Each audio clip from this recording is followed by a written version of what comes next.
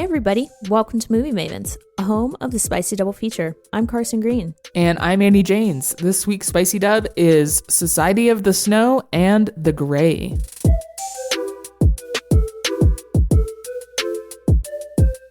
And what is our connection? Well, you picked this dub, and I had not seen the Gray yet. After having seen it, the connection to me is plane crash in a cold place. Yeah. That's in isolation. Yeah. And I would say both movies also kind of wrestle with the theme of like fate and faith. Yeah. Survival. Yeah. Yeah. Okay. Well, let's jump straight into it. Let's talk about Society of the Snow. Annie, would you please hit me with some facts? Society of the Snow is on Netflix. It was in the top 10 for a while. And it was directed by J.A. Boyona. It has a 91% on Rotten Tomatoes. Here's the description from IMDb. The flight of a rugby team crashes on a glacier in the Andes. The few passengers who survive the crash find themselves in one of the world's toughest environments to survive. And this was also nominated for an Oscar or two. Let me see. Oh, was it foreign language? Best international feature and best makeup and hairstyle. Okay, interesting. Yeah. This movie's also Alive. The movie Alive. It's like the same story.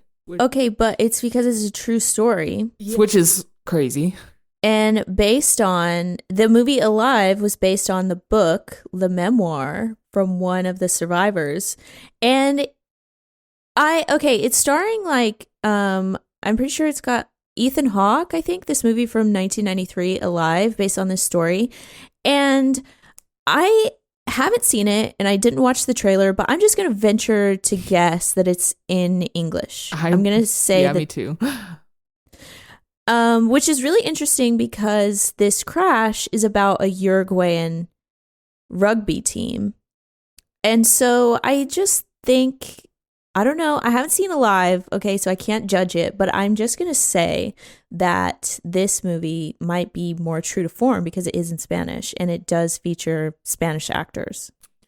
I haven't seen Alive either, but I will venture to say I agree. Mm-hmm. I don't think Did you like it? Okay, so yeah, I really liked it. It was very thrilling, very devastating.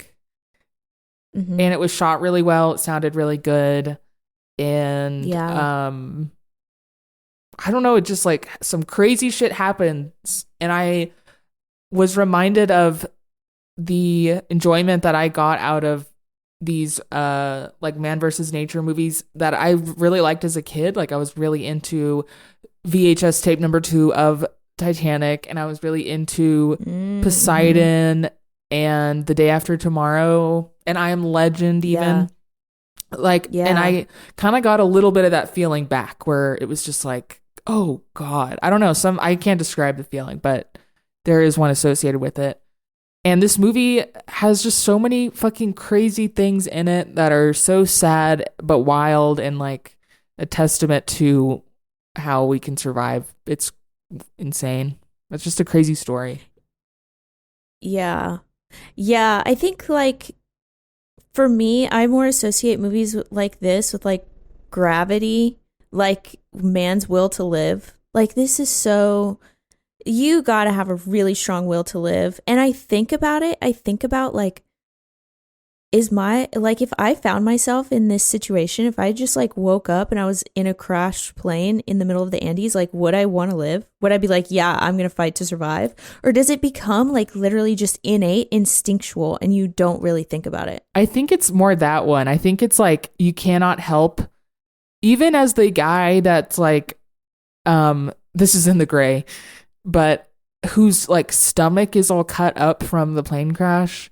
Even he is like, you gotta help me survive. And like, even he's trying to survive that. Yeah. So I think that something like takes over in our brains and it's just like, no, you're gonna do it. Even if normally when you're sitting at home on the couch, when you think about doing what they had to do, you're like, that's okay. I'd rather not. Like, I don't think I would even make it Yeah. actually because I don't have the will. Yeah. Oh my God, what a crazy story. I will say, okay, yes, there is a lot of thrilling moments, but man, okay, I noticed the runtime. I'm just going to throw it out there. I'm just going to say it right away. I did notice the runtime. There was a period in, I'm going to say the second act, maybe like the beginning of the second act, where I was like, can we get on with it? Please. Yeah. I feel that too. I think that I didn't feel it as much as you, it sounds like, but in a way sometimes it felt a little repetitive, I guess. I think they could have just tightened it up basically. Yeah. You know, going into this movie, I was expecting like Lord of the Flies. I'm going to be so real with you. I was expecting like, okay, well, I think just because like American culture, like just literally as a whole, it's very everyone out for themselves. And when Americans find themselves in situations like this, and we did see this in The Gray, it's very much like my survival over yours rather than a hive mind, which is cultural. That's cultural. It is. And so going into it, I was like, okay, they're going to start having fights. They're going to fight with each other. There's definitely going to be some machismo energy. There's definitely going to be some like establishing a leader type of shit. There's definitely going to be competition. There's like, I was just expecting these things. And what I was met with was so much different than I ever could have imagined. It was genuinely like these guys loved each other. And they wanted nothing more than to leave together. Yeah. I was thinking that it's like was so beneficial to them that they were a team like prior, like they were a literal athletics team, so they know how to work together already. Right. And that doesn't mean that they wouldn't have those like alpha battles and all that shit that you were expecting. But it was kind of nice. It was like a breath of fresh air that they just liked each other, and that was that. Like they did have disagreements. Like there's a long scene, probably too long, about like whether or not they should eat people. And then there was like time goes on, they get hungrier, and then they have it again, and that kind of actually reminded me of I'm trying to remember the movie that we watched that was like about this like cult religious community of women who decide to leave, and they debated whether or not they would leave or not, with Rooney Mara. Oh, women talking. Yeah, there was like a women talking element to the do we eat people? Like where it starts and then all the way at the end where the guy was like, you can eat my mom and sister, like the full arc of that. Crazy. Uh-huh. Yeah, oh my God. But also imagine the limits that your mind and body has to be pushed to in order to just like have that thought of like, oh, there's meat, I can eat a person, a human being. Raw. That's wild, dude. And by the end, they describe it and they show it as like, now it's just normal. Like they're just sitting in their chairs in the sun, picking on bones. And I mean, that's what you'd have to do. I did notice that there was no animal threat. There was no like... There's no life out there. It just like, no life could survive. Right. They did. They did somehow. Let me ask you something. Okay. Would you rather die in a plane crash or be mauled by a wolf? Oh, I want to be dead before we even hit the ground, dude. Rip me out of the plane, KO. I don't even want to be conscious. Dead as fuck. Dead. You don't get to decide that. It's just plane crash or wolf maul. Yeah. Still plane, though. I think plane for me, too. Even if it's going to be not that quick. Oh, my God, yeah. I can only imagine just physiologically what your body is doing when your plane is nosediving. Oh my God, dude. I actually have a bit of a plane flying phobia of sorts that like it's Really? recently developed, which I hate. And it's just like irrational fear of the plane crashing. And while I was watching these, I was like, this is not good for me. Not a good week for me. Especially because plane crashes have been happening more, dude. It's scary. Exactly. And these are so harrowing, both of them in their own ways. This one was rough. It like shows close-ups of like bones snapping and like people getting smushed and stuff. Yeah, I mean, I will say it was shot really well. It definitely showed. There were moments where I found myself flinching. I was definitely like cringing. There was some like there were some nail biter moments. I want to specifically touch on the avalanche scene where they're all sitting in the hull of the plane, what's left of the plane, and they're like, well, interesting, what's that noise? And it was an avalanche, and it comes literally directly into the hull of the plane, and then it buries them.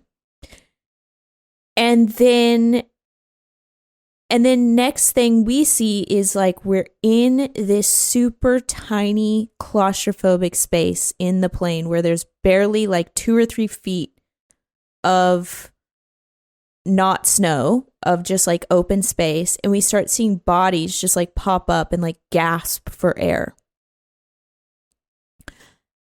That scene was so freaky, dude. And then in that space of air, they like get the survivors, they do a body count, some people didn't make it, and then another avalanche hits, like literally round 2. Yep. So I was really interested in that scene. And I was just really interested in the mechanics of this movie, because it's like, it looks fucking cold and like they're out in the middle of nowhere. And so I watched an interview with the director and our main character, Numa, which I want to ask you about him also. But I watched an interview with them, and they were saying that it took 2 weeks to shoot the avalanche scenes, and that the guys were literally actually buried so that they could get that shot of them literally gasping for air. They were actually gasping for air. That was not acting. Oh, what? Yeah. Just imagine being soaking wet for 2 weeks in this tiny space with a camera in your face. Oh God. You know, there is a documentary on Netflix about how they made this movie. Really? You should watch it. Yeah. Yeah, I should. I haven't watched it, but I heard a lot about it, and it talks about how a lot of stuff is shot like on location, not, I don't think in the Andes, but at that elevation. And damn, which is just crazy. Okay, I just want to run through a list of really devastating moments. Okay, when they hear like a plane but they never see it. Oh my God. Yeah. Okay, then when they actually see a plane and they're like, hey, they wave and they're like, they saw us. Now all we have to do is wait for a day or two, and then they'll come and help. And it's like that they never show up because they did not see them. Mm-hmm. Okay, then they decide to go find the tail of the plane. But in order to do that, they have to hike up a wall, the literal wall of a mountain. And as they're hiking up, they turn back and they realize that from halfway up this mountain, they can't even see the plane. So there's no way that someone flying an airplane will be able to see them. Ugh. That was insane. Okay, then when they get the radio to work, then they hear a broadcast that's like, there have been over 60 failed searches, and we're concluding the search until the thaw.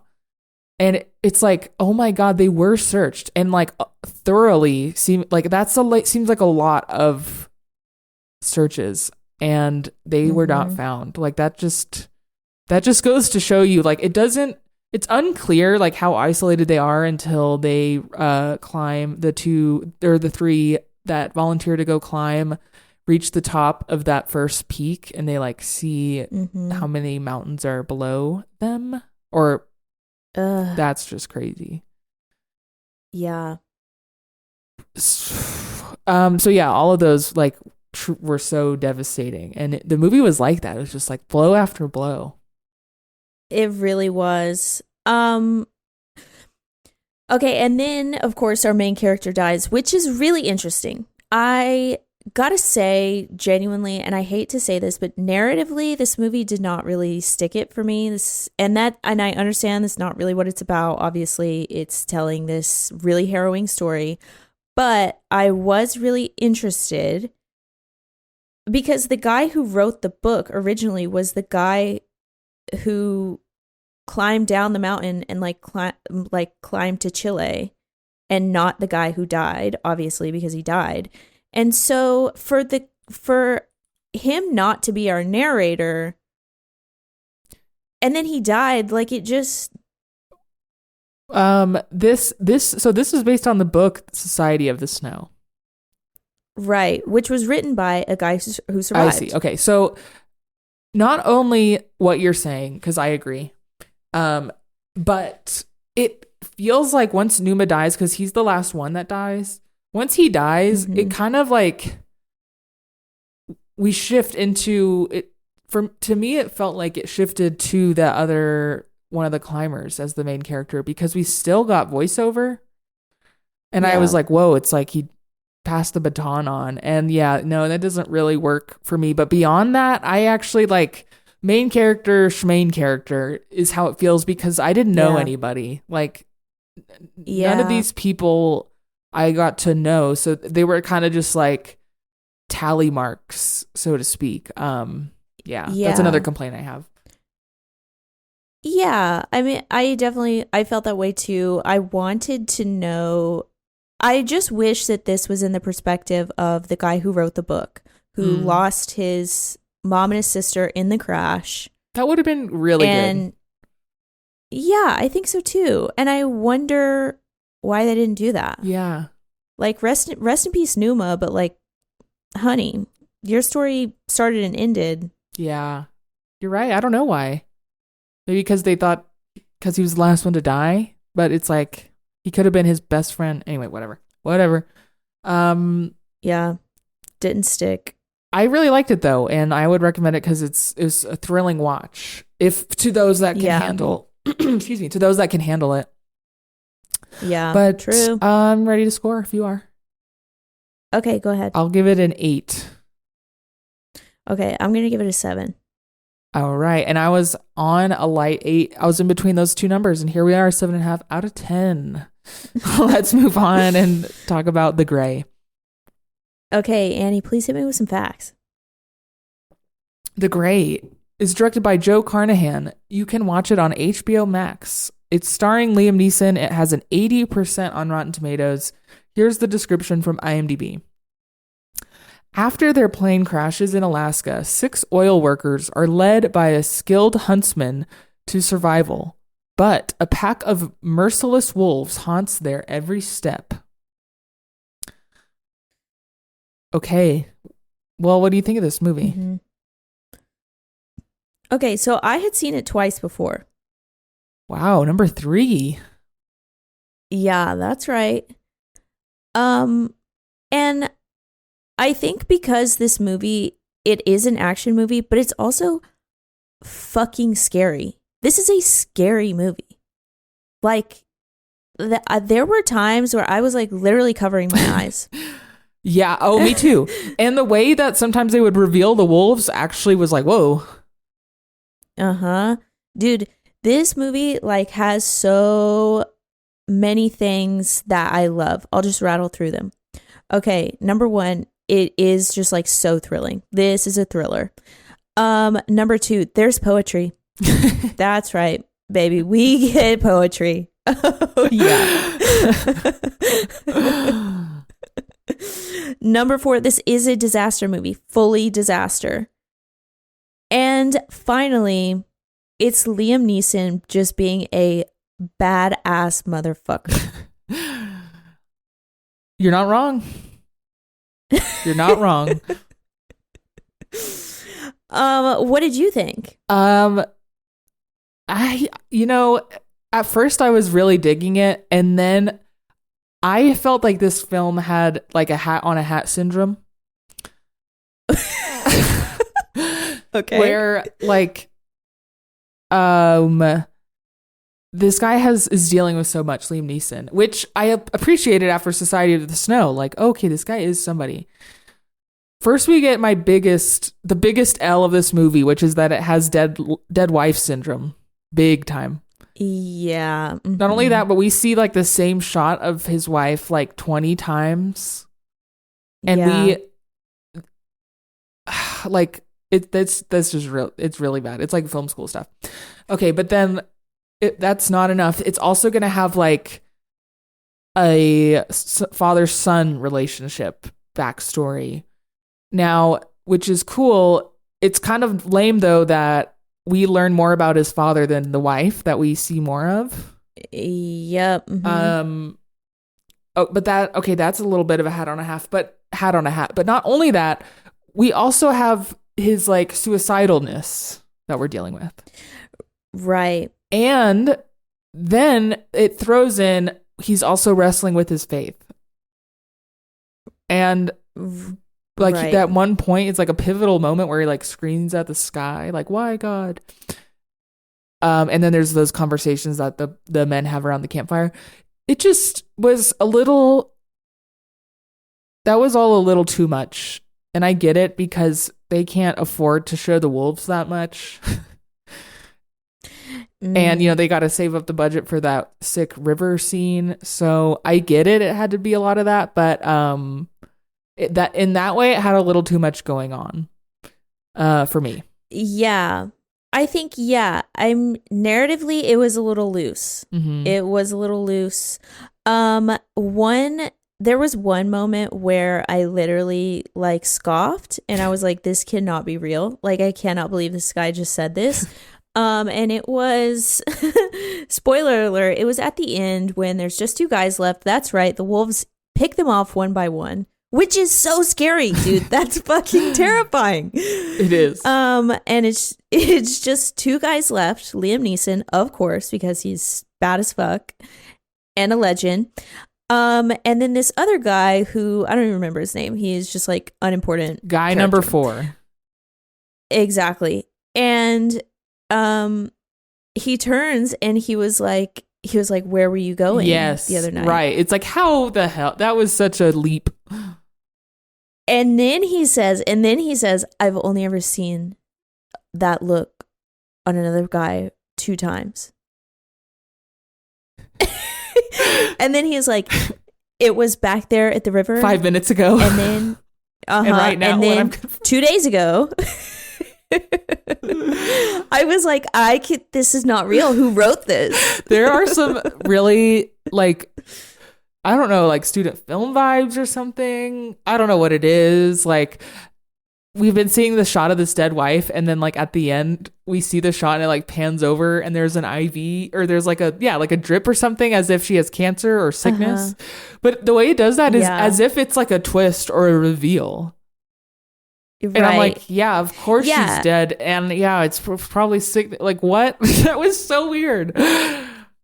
It was just I laughed out loud. Loose. I did too. At the IV bag.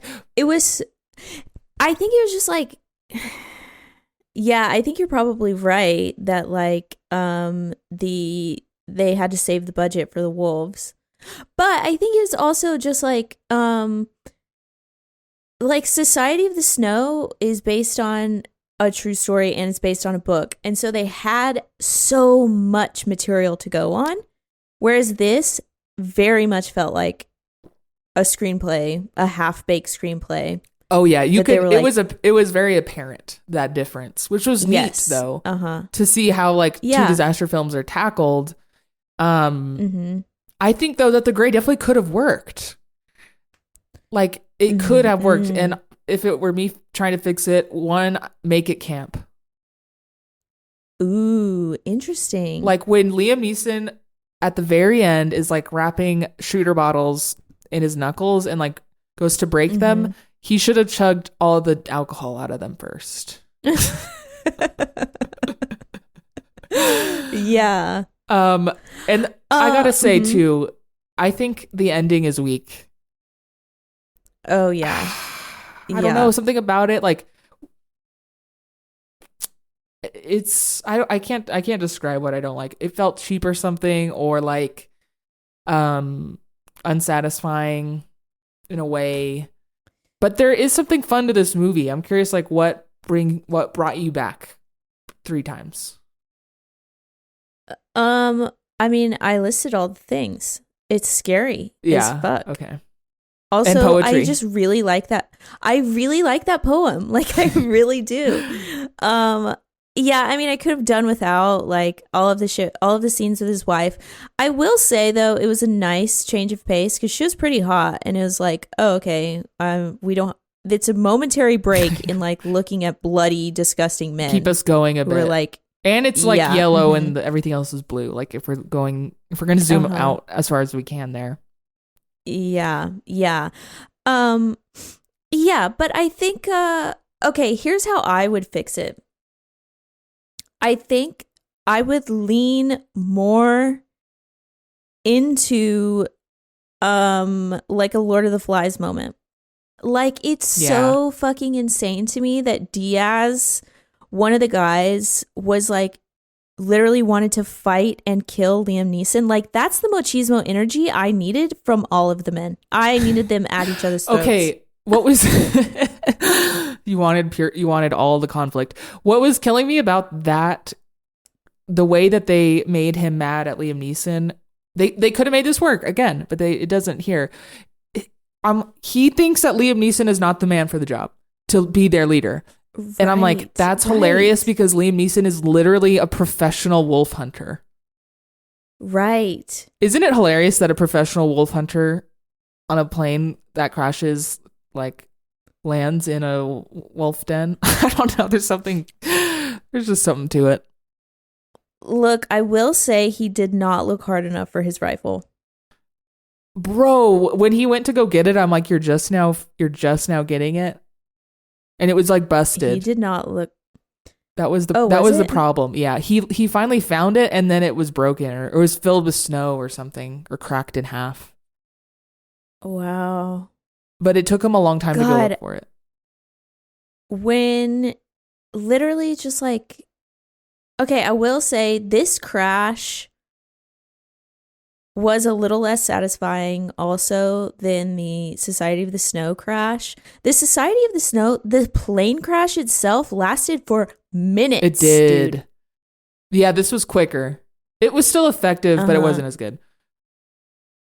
It was so, whenever he laid down and he like wrapped himself. That was cool. Yeah, in 3 seatbelts and then he still ended up way the fuck out there. Crazy. I think I'm just fascinated by literally what happens to your body physiologically. Like you have to pass out. Like, okay, think about this. Like you're falling out of the sky. You're catching G-force. Like you're literally being hit with some G's. You're gonna pass out. Also, then like you're so scary. Like, do you shit your pants? Do people shit themselves? Or is it like your body clams up? They should have answered that question. Right. I bet you pee yourself. I don't know if I'd go so far as a full shit. Well, depends on what you've had that day. Depends on. The coffee and I don't know. I'm just interested in what happens to the human body in these conditions. I don't know, but yet that's all I think about when I'm on a plane. Whoa. Not you know all, what, though? But you know what? I will say, let me tell you something, Annie. I also developed a mild fear of flying a few years ago. Oh, has it resolved or gone away? Yes.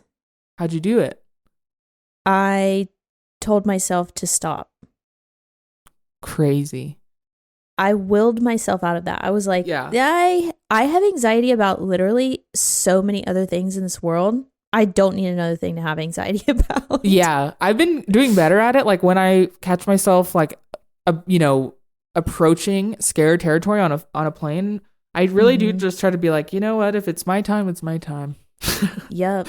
Like, and there's nothing I can do about it. Feel. So let's chill. Yeah. I wanted to say something else about the gray. Oh, okay. You know the part where Liam Neeson is like, they're picking us off one by one. It's what we need to do. It's what we need to do to them. When he said that, I thought the movie was going to shift into they go on the offense. Right. And they didn't. And I was like, not only was the movie like cat and mouse the whole time, but you like teased going on the offense out loud. Like I thought they were going to be like, let's get those fuckers. And that would have been way dope. That's actually another way I would fix this movie. Yeah. Yeah, God, no, that would have been really dope. Oh my God, dude, that scene where they had to jump off that cliff. Okay, why did they do that? Because there was wolves on their tail, right? Yeah. Okay, but then they land and there's immediately wolves on the other side. Yeah. The plan, not that well thought out. Okay. You brought up in Society of the Snow that they had this crazy will to live. Yeah. I felt that Liam Neeson was suicidal because the whole time he's like, I don't know, just might as well try it. Ooh, yeah. Well, he was suicidal before he even got on the plane. Yeah, exactly. I'm just saying I could feel that his will to live was different because I don't know, his attitude about the whole thing was kind of nonchalant. Yeah. Yeah. You know, it's interesting, like, you're pointing out all of these bad things about the movie, and yet this movie made me feel so much more than Society of the Snow made me feel. Oh, that's so interesting. Like, it was more edgier seat and thriller to you. Yes. Yeah. Like I was like scared, dude. I was like, what? I felt it in my body. Society of the Snow. Yeah. There was like some, oh my gosh, like some gasp moments, but I was not watching that movie through my fingers. Like,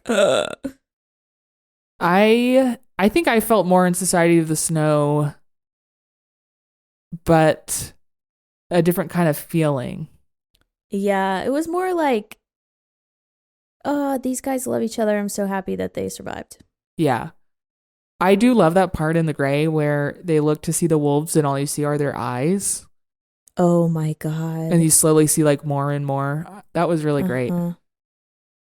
Dude. Oh, that movie's so scary. Also, it's just like so dreadful. I think like that's what it is. It's so dreadful. You know they're all going to die. You just know. There's no survive. There's no getting out of this. They're all going to die. Oh my God. And then when that guy fucking drowned in like, he was like a foot away from the surface.